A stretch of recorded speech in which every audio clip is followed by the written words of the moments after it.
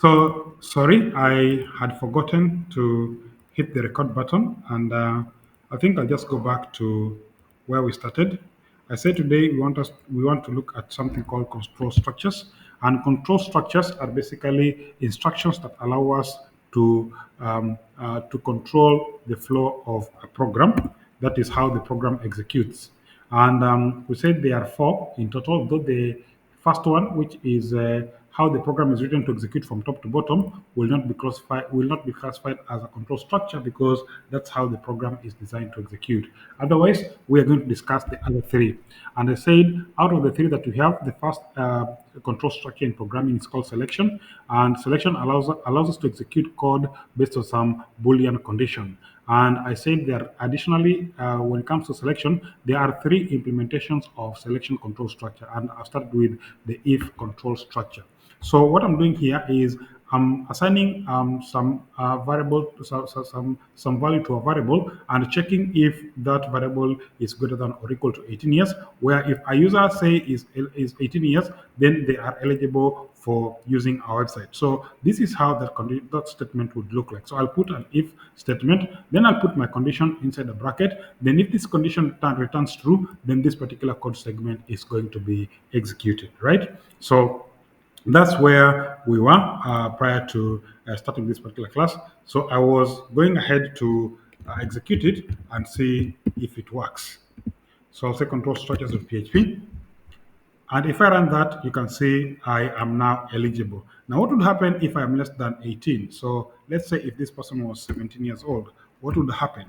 If this person was 17 years old and I came and ran this program over here, you'll see it's not able to do anything. It's not able to output anything because we have not told it what to do when that condition is not 18 years old. So the first implementation is the if then. If is the if then statement. Now the second one is the if then else statement. So we have if then else statement. So in this one, what will happen is it will execute some code segment when the Boolean or operation is true. Otherwise, it will execute the other code segment if the Boolean operator is false. So, for example, we have said that the age is 17, and we said if the age is greater than 18, then say, welcome, you're eligible. We can add an else statement down here and then give additional instructions that should be executed. Suppose this age is not 18. So that takes care of the else part. Okay? So I can say else, sorry, you are not eligible. Right? So with this now, if I come back to my code and I run it, you'll be able, okay, I forgot a semicolon. I'm notorious with that. Hopefully I'll get over that in a few more classes. But it's not a big deal because I know it's my weakness. So you can see now you're not eligible. So if I put an age that is more than 18, or actually is 18, then it tells me I am eligible. Otherwise, it tells me I am not eligible. Right? So that is the second portion, which is the if then part.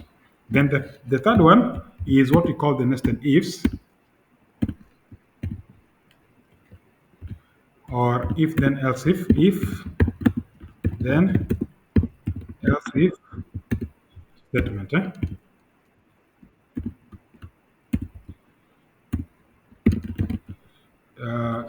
Statement.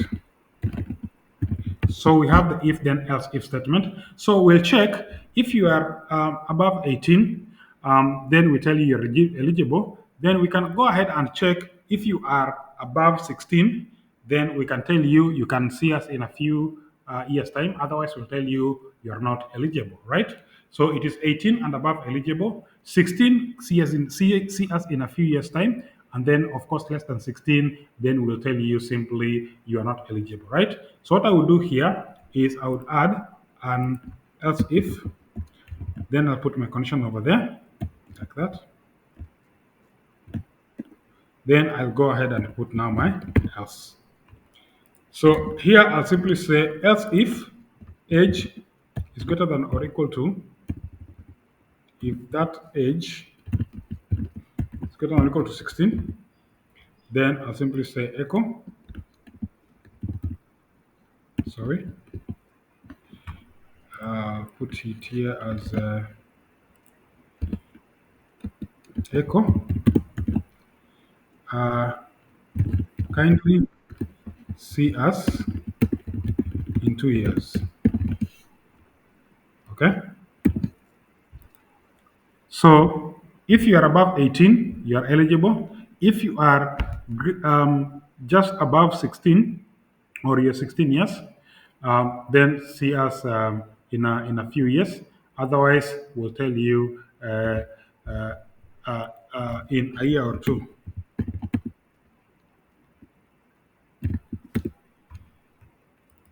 Otherwise, if you are not greater than 18 and you are not above 16, then we'll simply tell you you're not eligible, right? So if you put here 18, it should tell us that you're eligible as usual. Okay, I missed a semicolon, I guess. Where? Oh, sorry. I wrote it in the wrong place. Syntax error.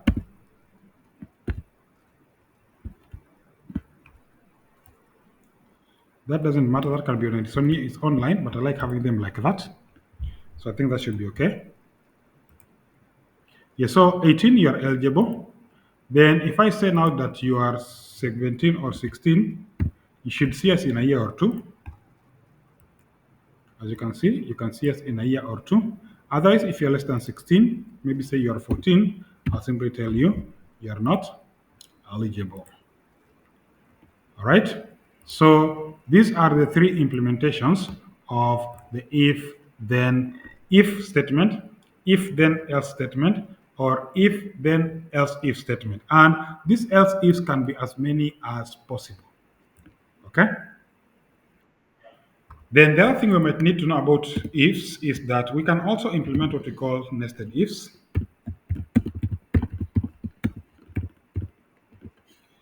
So you can have nested if statements. So for example, you want to check certain things. Say for example, you have an age here, and at the same time, I have gender, and I simply say here the gender is male, right?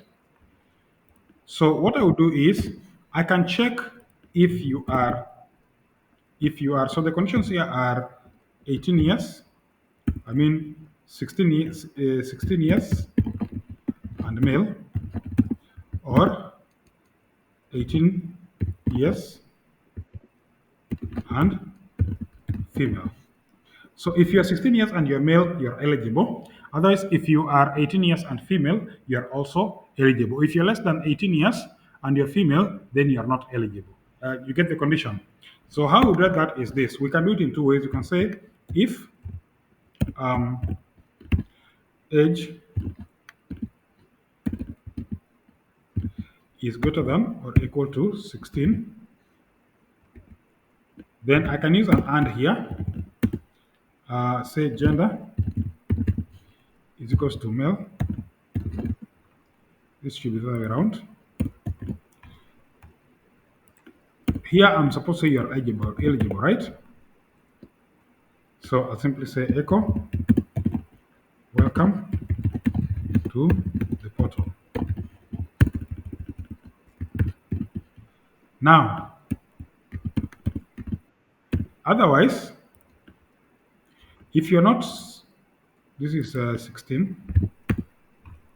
Otherwise, now this is where I can nest my if. Okay, so I can come and check you're not 16 and you're not male, right? So you have not met this condition. So I'll simply check again if you are greater than or equal to 18. Then I can go further and say again if I'm just rewriting it. That's not how I would write it practically, but I'm just trying to write it to show you how I can be able to nest my ifs as much as I can. Okay. Of course, there are better ways of writing this statement. I'm just trying to demonstrate how nested ifs would work. Okay. Then I'll simply say here if gender is equals to female. Then I'll also say echo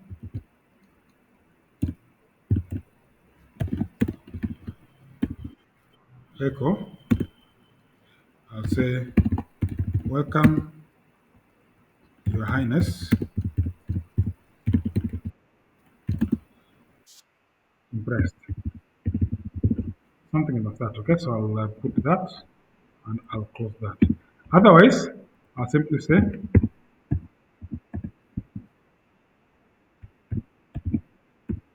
I can simply say echo only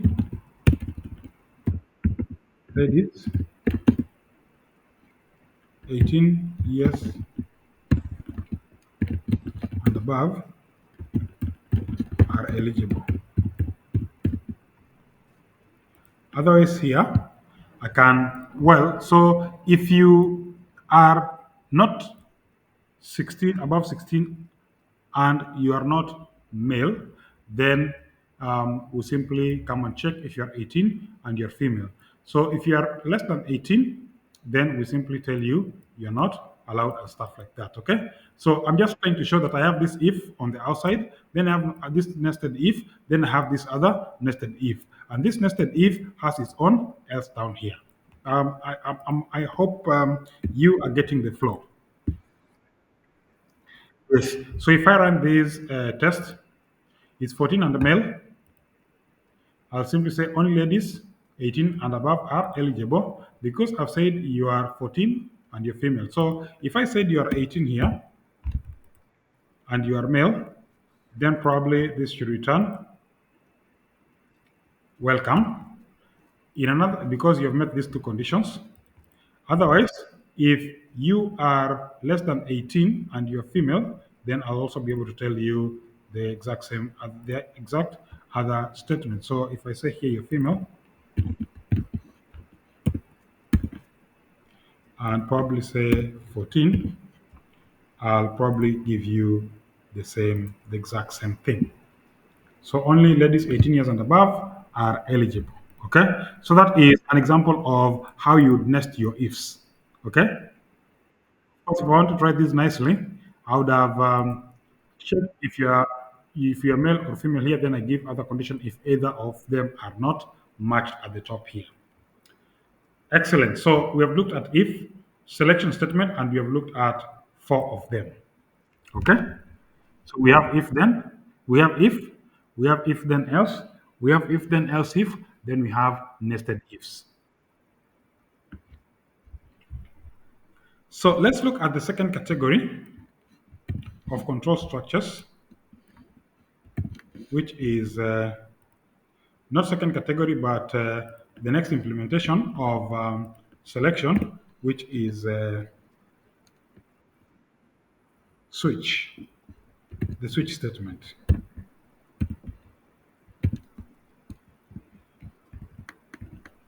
So we have the switch statement. So letter E, switch statement. Now, why do we use the switch statement? Switch statement is used when we have one condition and we want to test one condition for multiple values. Okay, test one condition for multiple values. So a very good example would be, let's say we are doing a grading system, or let me say we are looking at different edge brackets, and we are saying that if you are um, if you are 10 to 12, you are preteen. If you are 13 to 19, you're a teenager.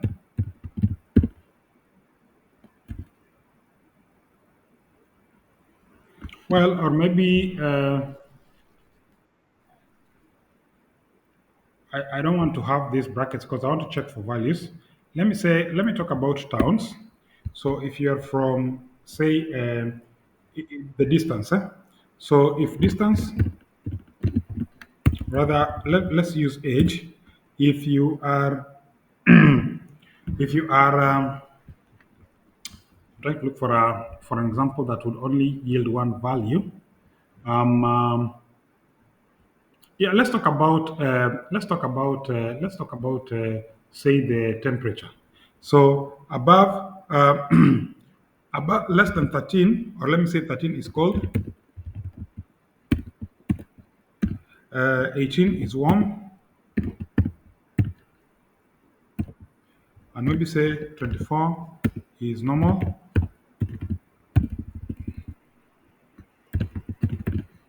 and then probably 30 is hot. Okay, let's assume that these are the values that you're going to work with to check the temperatures that we have during the day. So we can show cold, warm, normal, or hot depending on what the temperatures are. So here, what you're going to do is you're going to use a switch statement, and the switch statement looks like this. So I'll put the word switch. Well, I can write it by hand, but the intelligence has a way of writing it for me like that, so I don't need to write it by hand. So I'll switch, and you type switch, then you pick this second one, like that. Then the variable here is temp or temperature. So here I can put the temperature, and I'll put it to 13. Let me put it to cold. So here I'll simply check if um, it is 13, then I'll simply output here. Well, let me just declare another variable called results, and I'll put blank to it. So when it is 13, I'll simply say my results are equal to cold. When it is 18, I'll simply say my results is equals to warm, isn't it? Then of course I usually have to put a break.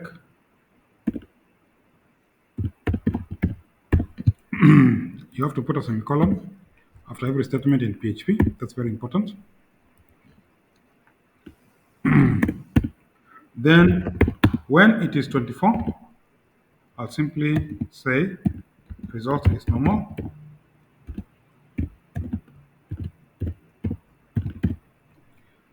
And of course I'll need to put a break.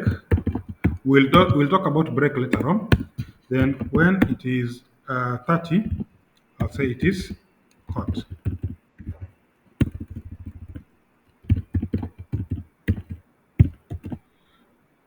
Hot. Then of course um, I'll break this.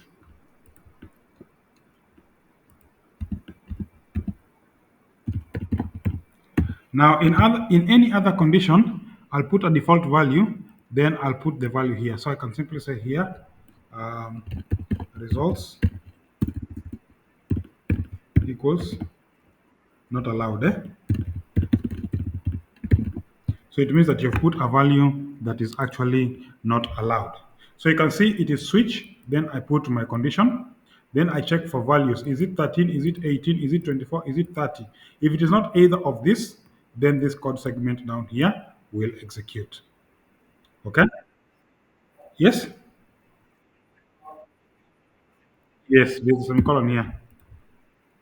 So in PHP, that's a requirement. I just happen to forget them conveniently because I'm used to JavaScript probably, and in JavaScript it's optional.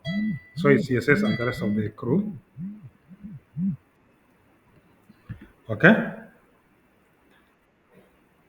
So let's test it and see how it works out.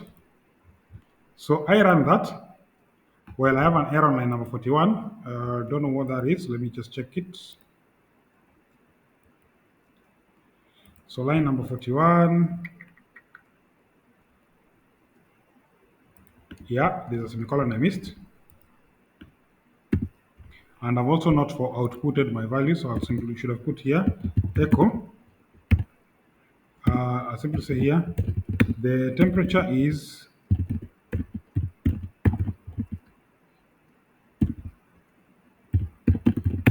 then I'll put the temperature and the reading is, then I'll put my reading as my results. Okay. Sorry. Yeah, that's allowed. So when I run this particular code segment like that, you can see the temperature is 13 and the reading is cold. Okay. That's good. So let's go ahead and change it back to something like, let's put it at 18, or rather, let's put it at 24. So if I put it at 24 and I run this, you can see it is now normal. Otherwise, if I put something like 10, it will tell me not allowed. Eh? So if I put something like 10, so it means that the default is what is going to execute. Okay? So run that, then you can see it is not allowed. Okay? Yes, it's okay.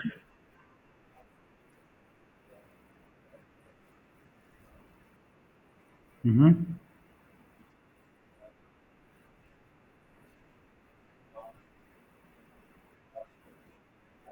Mm-hmm. Mm-hmm. Not really. In If you want to use ranges, then you'll have to use if. Yes, I'm not sure about the newer versions of PHP, but when for the older versions of PHP that's 7 and below, we were not accepting ranges. Like say, well, I can, with new versions of PHP, let me say from 10 to 13. I don't know if it's going to allow me to do that. Let me just check. Because in other programming languages like JavaScript, you can see it now. Um, it does not allow me to do that. In newer versions of JavaScript, it allows me to do things like this.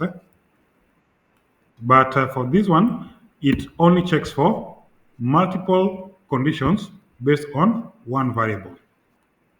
So I have one variable, then I'm checking for multiple values. Is it 13, 18, 24, and so forth and so forth. So if you wanted to check between 10 and 13, then instead of using switch, I would use if, because then if inside the bracket, I can put as complex condition as possible. Okay, excellent. So I think that is switch, and that should summarize our control structures as far as selection is concerned. Okay, kuna swali?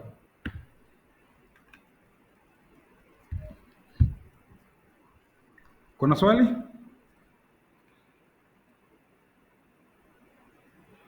Jeru is like I'm losing you. Nilikuwa nasema that summarizes my first element, which is selection. So I now want to go to the next one, which is iteration.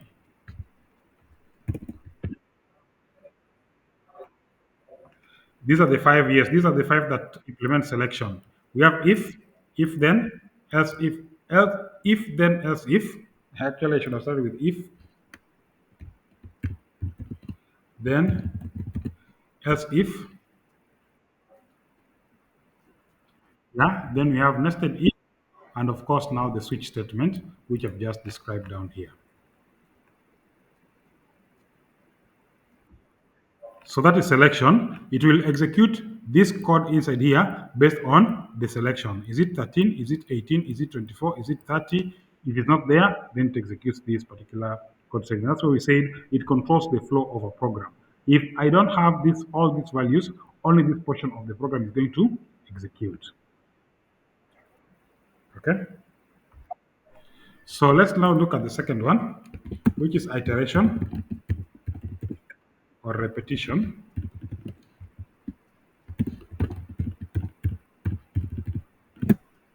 So here you want to execute, execute code block given number of times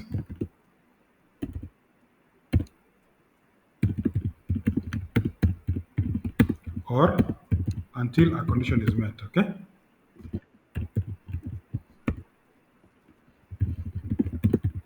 So if you know how many times you want to execute, you use iteration. Or if you want to execute until a condition is met, then you also use iteration. Now that is a programming paradigm. That is the programming paradigm. So we want to see how they are implemented inside PHP. Just like I said, when it comes to selection, selection is a programming paradigm, but this is how it's implemented inside PHP. Okay? Yes. Don't confuse the two. Yes. So there's the principle, then there's the implementation. Now we have another principle here, so we want to start doing the implementations. So here we'll start with a for loop. A for loop. A for loop basically allows you to execute code block a given number of times. Okay? So let's say we want to generate the numbers between 1 and 30, then display them on the screen. Okay? So I can simply say here, uh, numbers is equals to blank. Then I'll simply say for I, for a variable I is equals to 0. Then I, the same variable I rather, is less than or equal to 30. Then you increment I by 1. That means you increment it by 1. Do the following. Okay? So I'll simply say numbers append to, that's how we append a string, I, isn't it? Then you can add a comma to make it look nicer,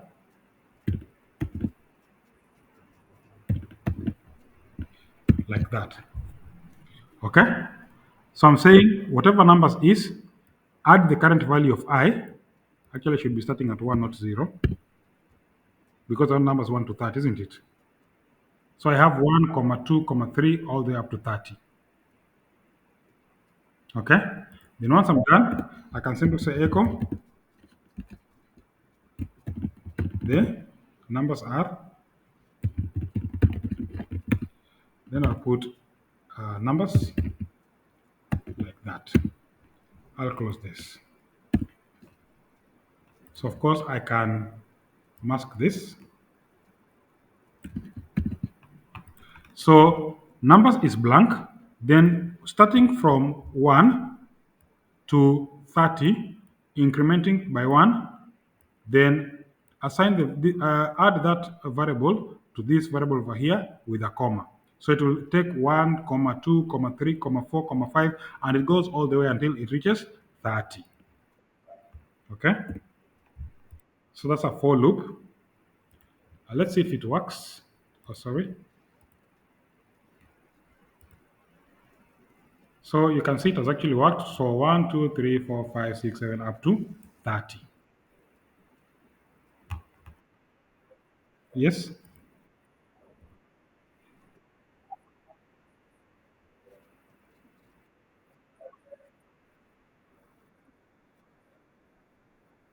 Mm-hmm. Yes. It will still work, but it will generate that statement 30 times.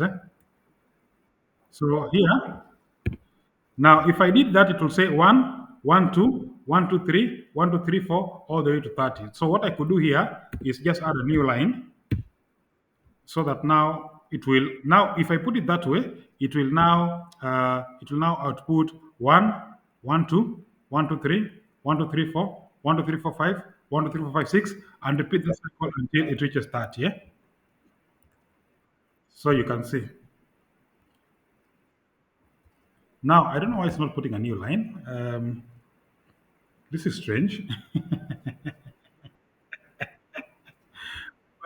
Well, you can see it is now 1, 1 and 2, 1, 2 and 3, 1, 2, 3, 4, 1, 2, 3, 4, 5, 6, 7. So that's what. Otherwise, if you wanted it just to do 1, 2, 3, 4 up to 30, then you'd not. You just ask it to do. Sorry, you just ask it to do an I here.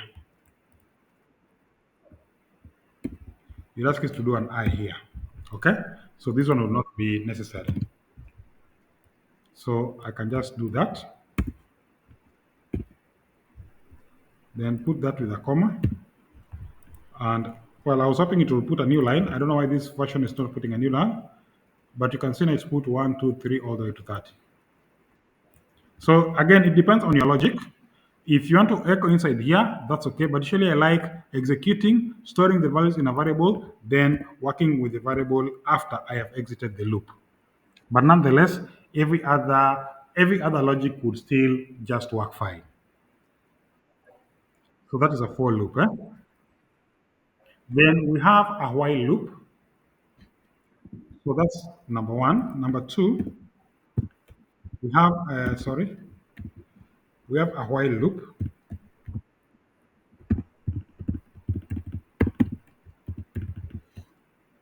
So that's the second implementation of repetition. So for a while loop, let's say we can actually do the same thing using a while loop. Okay. So what we would say here is I starts at 1. Okay. Then we simply say while. Then we give our condition. I is less than or equal to 30. And I is a variable. So dollar sign. Do the following. So I'll simply say echo.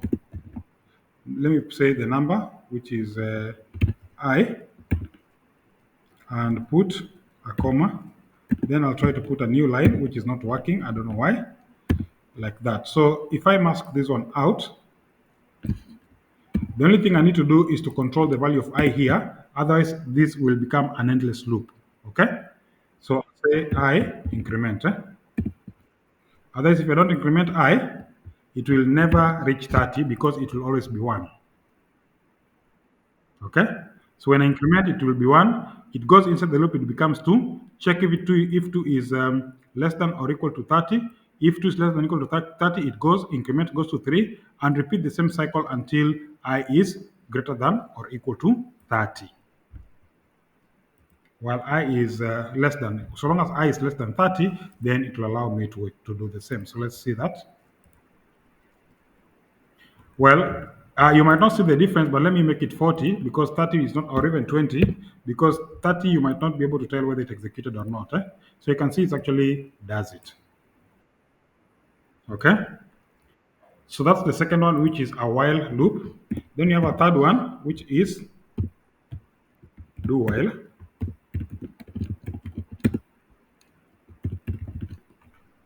We have do while loop. Now, the difference between a while loop and a do while loop is that a while loop might not execute. Okay? Because if this was 31, then this code segment would never execute. Okay, you can see it will never execute because already the value of I is more than 30. So while I'm testing if I is greater than or equal to 20, it is already satisfying that condition. So nothing here will ever happen. Now, that is if I'm using a while loop, okay? But if I was using a do while loop, at least the condition should be executed once. So let's do it like this. So I'll mask that and simply say do, then I'll give my condition down here, while, then I'll give my condition here. So while the variable I is less than or equal to, let me say 40. So to get the difference. So at least whatever is inside here will be executed once. So here I'll simply say echo, then I'll say I, and I'll try to create a new line, which it's refusing to create. We'll probably fix it later on in future classes to see how it comes. So what this means is that do whatever is here, and of course I'll need to increment I by 1 so that I don't have issues. It does not become an endless loop. So at least when I say do whatever is here, at least this portion of code will execute once before we test the condition. A very good example is when you want to send something to printer. You will send it to printer and check if it is printed correctly. Then stop, isn't it? But at least you have to send it to a printer once. Then if it's not successful, I'll ask you, was it printed successful? If you say no, then I repeat the cycle and I ask you again. But at least I'll have to do it the first time before I test for the condition. Okay, so let's try that out. And then you can see it actually works. So if I put here 41, which actually exceeds the condition that we are looking for, at least you're going to see it generates at least one. One should be able to generate, right? And you can see at least it started with 41, which is the value of I at that particular instant, because you're saying the value of I. Okay? So that's the difference between do while and a while loop. Okay? Then the fifth implementation, as far as control structures are concerned, is what we call for each. A for each. Now, usually for this, we use it in objects and arrays. But for now, since did we look at arrays as data types? I think we skipped arrays as data types. So we looked at numbers, we looked at strings, and we looked at boolean and all that. But I think we skipped on the arrays, isn't it? So let me just explain arrays a bit, then we can be able to see how we use a for loop within it. So arrays are data types that can hold more than one value. So arrays are variables that can hold more than one value. Whenever you have a variable that can hold more than one value, we classify it as an array. Say, for example, I can have an array called fruits, and the array can hold multiple values.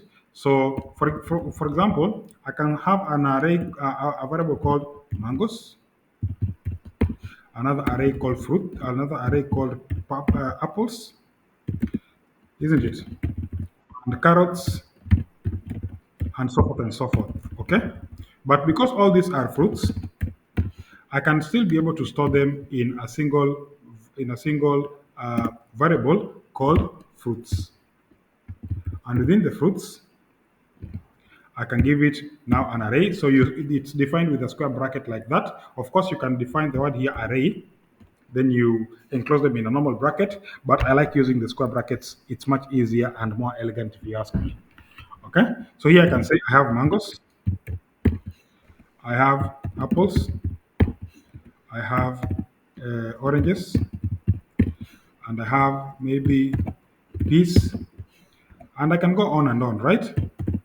Carrots, and so forth and so forth. So this is an array. So every time we want to access the value of the array, we have to define the index. So for example, if I want mangoes, I can simply say echo,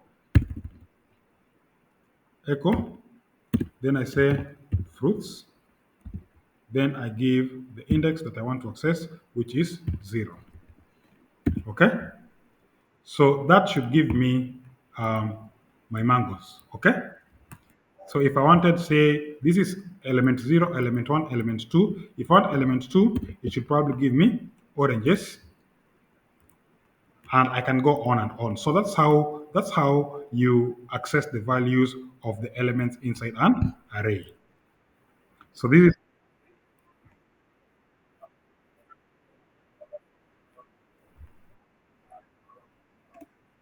yes, or yeah, you can use it for storage, you can use it for output, you can even use it to get variables that are coming from the user. Say, for example, you have multiple checkboxes on your user interface, and you want to know, and you've passed all those checkboxes as an array. So I might go through those checkboxes to know which one was ticked and which one was not ticked, for example. You see, when, for example, if you go to Gmail and you say you want to access your emails, I hope I've opened it here. I've not opened Gmail here, but I think I had opened it at some point. No, it's not there. Let me check here. When I open my Gmail here, you see when I select all, it ticks all these boxes, right? So when I say delete those emails, it means that all these boxes, I'm going to pass them as an array. So when I go to the server side, now I can use a for each loop to check which ones were checked. Then I am able to delete them in the background. That is one of the applications that you will be able to use this for each loop for. We are going to do them practically, so don't worry so much. Just focus on understanding how for loop works and how they work with arrays. So if I wanted to show all the elements, if I wanted to show all my elements in array, I know there's a simpler way of doing this in PHP, but let's just do it manually. If I wanted to show all the elements as text, I'll simply say uh, for. Then I'll pick my array, which is fruits, as. Then what value do I give each and every element of the array as fruit, right? So here I can, that is for each, that is for each rather, for each. For each fruits as a fruit, do the following. I can say echo, and I'll put the fruit, and I'll try to create a new line which it refuses to. So now I see I'm using for each. Okay. So if I run that, I should be able to see mangoes, apples, oranges, peas, and carrots. So it's I'll put them one by one. Okay. Of course, I know there is a simpler way of doing that.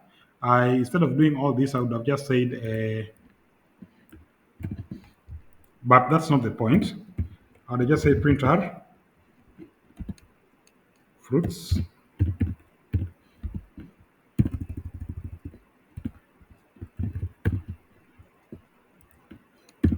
and of course it would just flatten it. It would just flatten it and give it to me as as a string. Now, actually, if, dot join, I would not even fruit. I can simply say echo.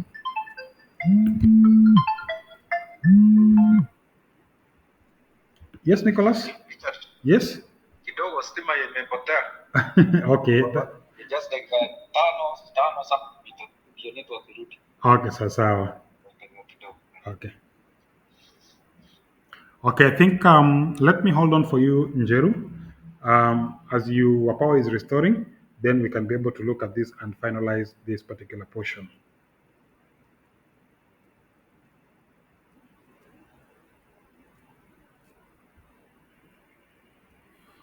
So while we are at that, I said you could use this. It will flatten the array, but at the same time, um, I can simply echo something like fruits dot join.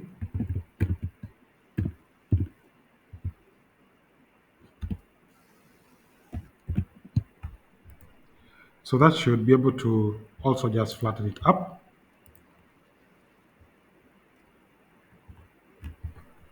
Oh, sorry, I'm missing the join part, but yeah. So as you're coming back, let me just give you uh, a few minutes.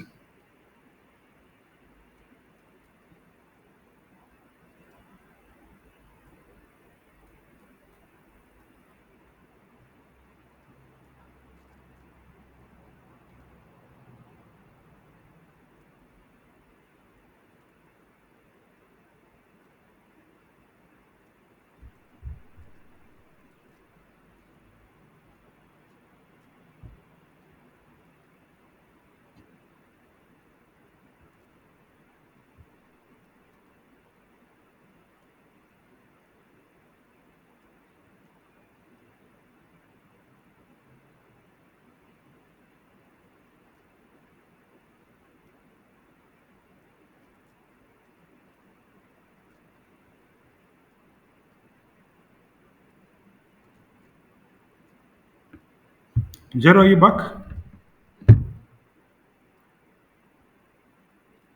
Okay, looks like you have not been able to join, so I'll give you a couple of more minutes, then we can resume.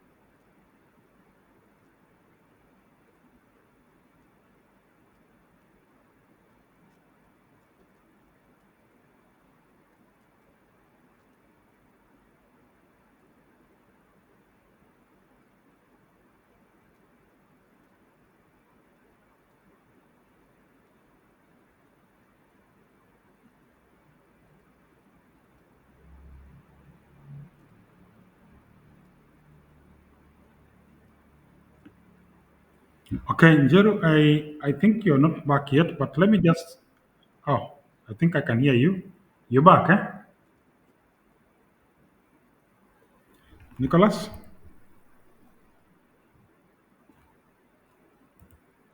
Well, that's okay. So I was saying you can do this. It will give you the results, but also at the same time, there is a way you can flatten that array by simply saying echo.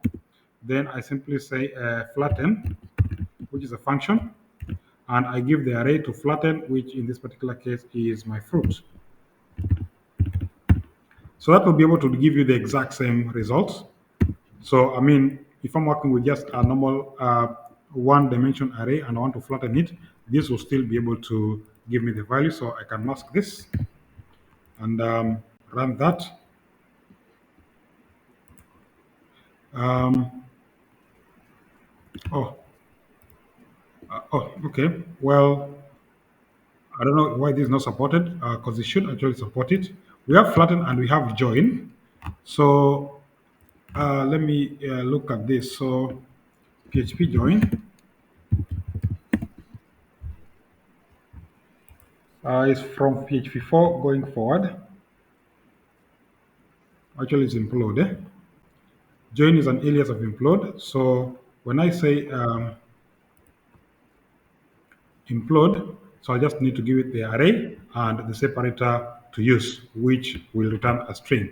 So again, besides all that, instead of that, I can simply say implode. Sorry. And once I implode it, how do I want, what do I want to separate it with? Maybe I want to separate it with, say, a hyphen. Okay? By default, it will separate with a comma, but if I wanted to separate with a hyphen, then it will be able to do that. So you can see fruits, it's fruits, not fruit. Fruits, sorry. I think I've missed a semicolon.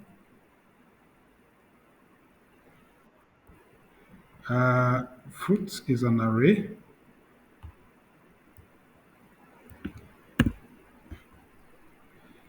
Fruits is an array, of course. Why is it telling me it's a type string?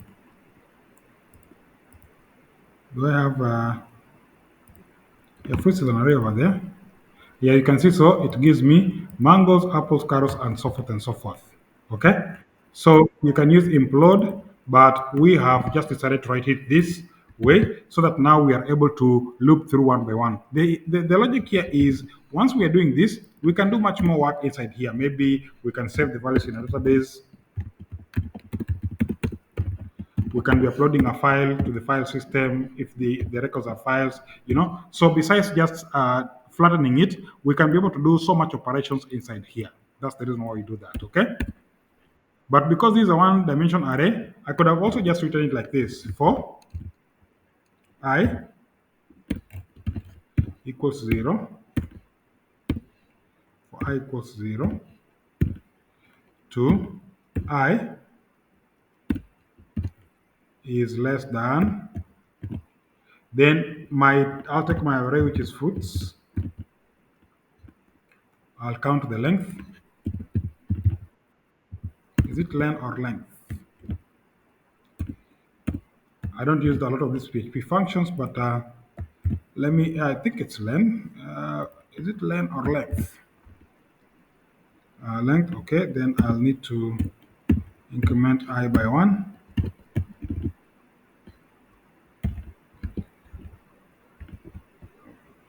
Okay, that clearly is, this should be I. I don't know if it's my keyboard or it's not just typing the way I want it to type. Okay, now that's better. So I'm not sure the data for the, is it length?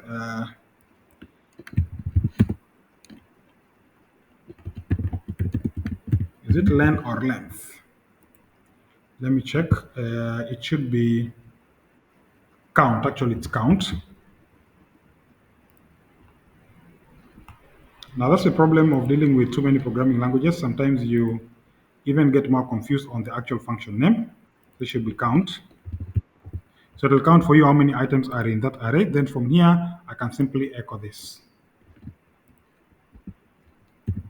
I can echo fruit. Then I put there I, which is actually a variable like that. Okay, so this code and this code do the same. So here I've used a for each loop. So for each, I'll take the array as what each value in the array, then I work with each value. But then a for loop, I'll get the initial value of the array, I'll count how many items are in the array, then I'll increment the array by one, and then output. So I access the array based on the index of the array element. So whichever is easier for you, I think this for each loop is easier, if you ask me, as compared to this for loop. Let me just counter check that it is still able to give me the exact same results. So yes, you can see it's giving me the same results. And just to confirm it's giving me the same results, let me just separate it by maybe say a full column. Okay. So you can see it actually works. And if I separated the other one with say a plus, so I can separate the old one with a plus.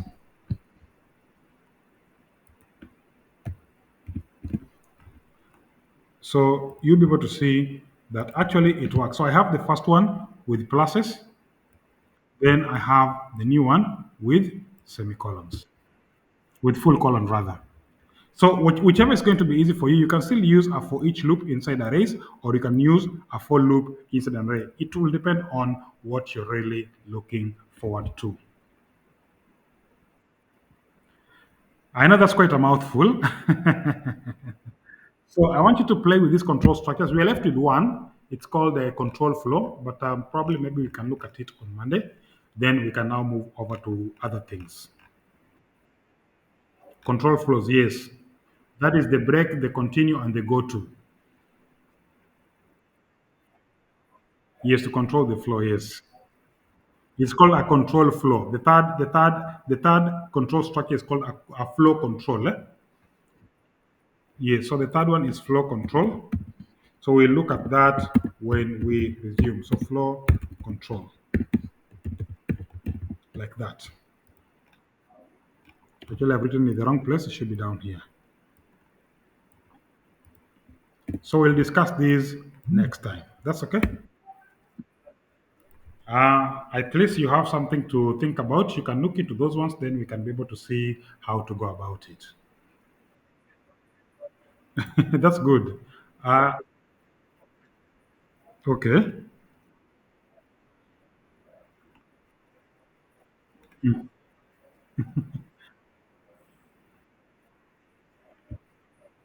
Okay.